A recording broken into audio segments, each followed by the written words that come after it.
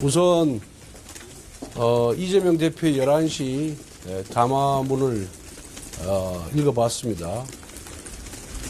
한덕수 고난대행에 대한 탄핵은 나라와 국민을 위한 탄핵이 아니라 이재명 대표 본인을 위한 탄핵이라고 생각합니다. 그동안 이재명 대표는 자신의 범죄를 덮기 위해서 29차례나 탄핵소추안을 발행했습니다. 그야말로 입법권을 남용해서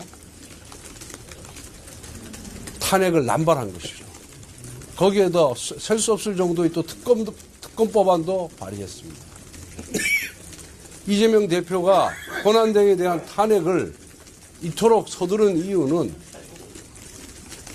비상계엄 선포로 인해서 현 정부에 대해서 민심이 이반된 상태에서 하루빨리 대통령 선거를 치러서 대통령이 돼야만 그 대통령의 권한으로 자신의 범죄를 덮을 수 있다는 생각에서 이렇게 무리하게 서두르는 겁니다. 비상계엄 선포로 인한 행위에 대해서는 지금 탄핵 심판이 진행 중이고 형사법적인 문제에 대해서는 수사가 진행 중에 있습니다. 수사기관과 헌법재판소를 신뢰하고 믿고 기다리면 되는 것입니다. 그럼에도 불구하고 이렇게 압박을 가하고 겁박을 하고 자기 뜻대로 되지 않는다고 화를 내면서 권한대행에 대해서 특검 탄핵소추안을 발의하는 것은 그야말로 민생은 아랑곳하지 않고 애교도 아랑곳하지 않고 경제도 아랑곳하지 않고 오로지 대통령 당선으로 자신의 범죄를 덮겠다는 그 대전략 하에 움직이는 행동이다 이렇게 생각을 합니다. 반드시 국민들로부터 응분의 심판을 받을 것이라고 생각합니다. 질문 받겠습니다.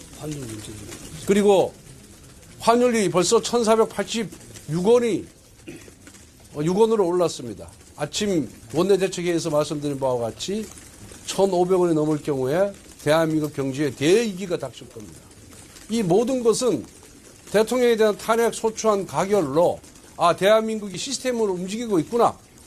그리고 시스템이 전반적으로 잘 작동해서 안정이 되고 있구나 하는 신뢰를 외국인들에게 다른 나라에게 주었는데 그 한덕수 권한대행에 대한 탄핵 소추로 인해서 그 신뢰가 완전히 무너졌기 때문에 이런 현상이 일어나는 것입니다.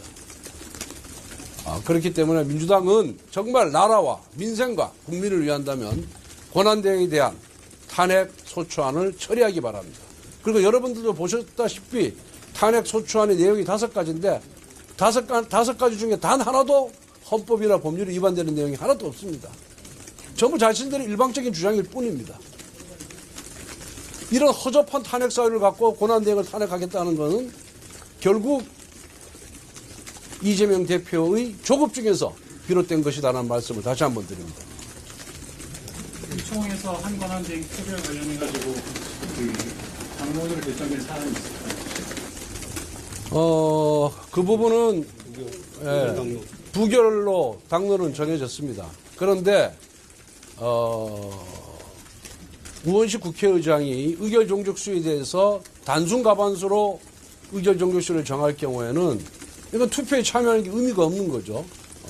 그래서 그때는 투표는 불참하고 강력하게 항의를 할 예정이고 의결 종족수를 3분의 2로 할 경우에는 전원 참석해서 투표에 참여할 계획입니다.